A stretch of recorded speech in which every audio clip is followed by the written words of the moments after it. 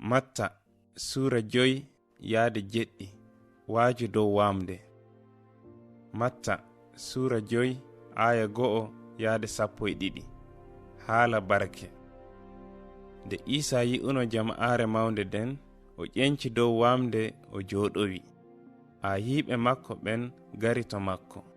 O fuɗɗi waajaade ɓe o wi'iɓe, barke woodani anditiɓɓe yonkiiji mum'en gala sembe, ngam kamɓe jeyi laamu Allah. Barke woodani woyooɓe, ngam Allah fukkinan ɓerɗe maɓɓe. Barke woodani leesiniiɓe, ngam kamɓe donata duuniyaaru.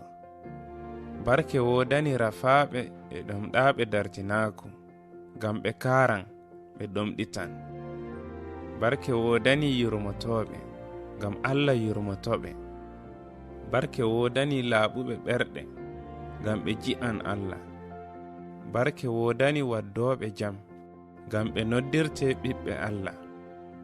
Barke woodani torraaɓe saabe dartinaaku, ngam kamɓe jeyi laamu Allah. Barke woodani on nde himɓe jenni on, torri on, dekki on irbononda fuu saabe am. Ceye, beltine, ngam barjaari mawndi no doomi on dow kammu, ngam hano non annabiiɓe artuɓe on ɓen torrira.